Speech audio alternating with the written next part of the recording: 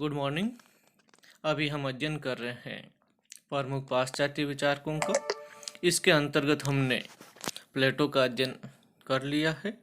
पिछले वीडियो में हमने अरस्तु के जीवन परिचय एवं उसकी महत्वपूर्ण रचनाओं का अध्ययन किया।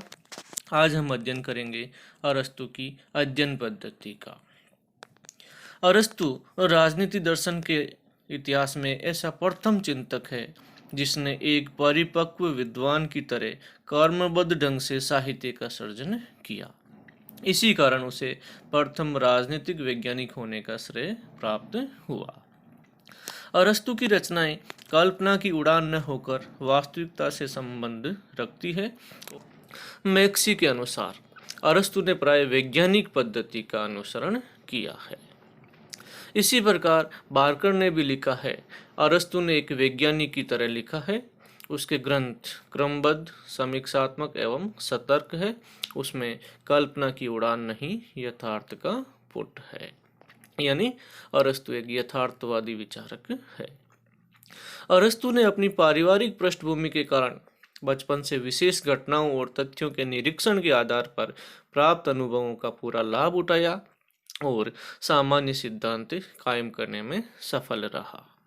उसने अपने चिंतन में जीव विज्ञान और वैज्ञानिक पद्धति में जो अभिरुचि दिखाई वह उसके पारिवारिक वातावरण की देन है। क्यों?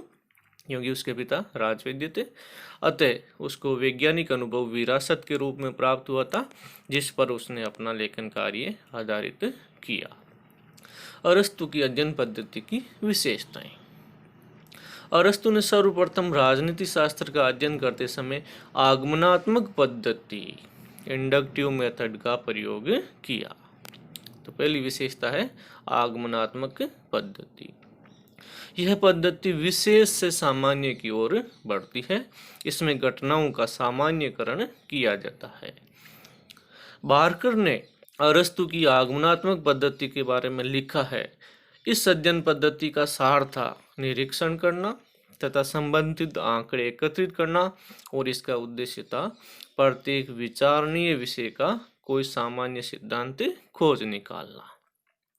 अरस्तु ने इस पद्धति का प्रयोग तथ्यों के निरीक्षण, संग्रहण, समायोजन, तुलनात्मक अध्ययन तथा उसके आधार पर निष्कर्ष निकालने में किया है। अतः अरस्तु दृश्यमान जगत के वास्तविक पदार्थों को अपने विचार का आधार बताते हुए स्थूल सूक्ष्म की ओर बढ़ता है। स्थूल से सूक्ष्म की ओर।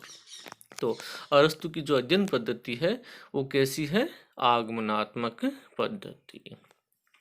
दूसरा, अरस्तु की पद्धति विश्लेषणात्मक भी है, एनालिटिकल भी है। इस पद्धति के अंतर्गत किसी विषय या वस्तु के निर्माणकारी अंगों को अलग अलग करके उनका अध्ययन किया जाता है, विश्लेषण किया जाता है। उदाहरण के लिए अरस्तु ने राज्य के स्वभाव का अध्ययन करने से पहले उसके निर्माणकारी तत्वों, परिवारों और गांवों का अध्ययन किया है। अरस्तु ने अपनी प्रसिद्ध पुस्तक पॉलिटिक्स के तीसरे अध्याय में नागरिकों को निर्माणकारी तत्व मानकर राज्य का अध्ययन किया। अपनी इसी पद्धति के आधार पर अरस्तु ने विभिन्न शासन प्रणालियों में क्रांति के कारणों का अध्ययन किया।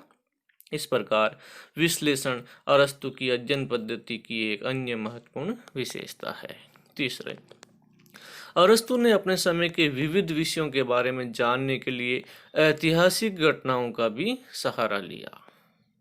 उसने यूनानी समाज में प्रचलित 158 देशों की राज व्यवस्थाओं के ऐतिहासिक और तत्कालीन कार्य कारण का अध्ययन किया है। अरस्तु के इन विचारों के कारण उसे ऐतिहासिक विधि का जनक भी कहा जाता है। तो अरस्तु की जो तीसरी अध्ययन पद्धति है वो कौन सी है? ऐतिहासिक विधि। अरस्तु ने तत्कालीन यूनानी समाज में प्रचलित 158 देशों की शासन पद्धतियों का तुलनात्मक अध्ययन किया। इस कारण अरस्तु को तुलनात्मक पद्धति का जनक भी कहा जाता है।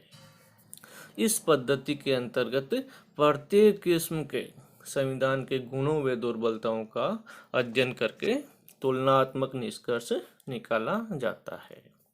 तुलनात्मक पद्धति का जनक कौन है? अरस्तु। निष्कर्ष के तौर पर यह कहा जा सकता है कि अरस्तु ने अनुभवमूलक तथ्यों पर आधारित वैज्ञानिक पद्धति का प्रयोग किया है। उसकी पद्धति आगमनात्मक, ऐतिहासिक तथा विश्लेषणात्मक है। वह तथ्यों का अध्ययन करके ही किसी निष्कर्ष पर पहुंचा है। उसने इतिहास और घटनाओं का व्यापक विश्लेषण किया है। उसने विभिन्न देशों के संविधानों का तुलनात्मक अध्ययन करके तुलनात्मक पद्धति को जन्म दिया। उसने राजनीति शास्त्र को एक स्वतंत्र और संपूर्ण विज्ञान का रूप प्रदान किया है। उसने राजनीति शास्त्र को नीति शास्त्र से अलग करके एक सर्वोच्च विज्ञान के रूप में प्रतिष्ठित किया। अरस्तु राजनीति विज्ञान को सर्वोच्च विज्ञान या मास्टर साइंस कहता है।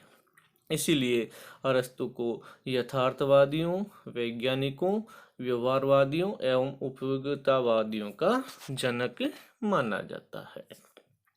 तो आज हमने अरस्तु की अध्ययन पद्धति का अध्ययन किया और हमने पाया कि अरस्तु का जो अध्ययन है उसमें आगमनात्मक विधि, ऐतिहासिक विधि, विश्लेषणात्मक विधि एवं तुलनात्मक विधि का संयोग है, समन्वय है।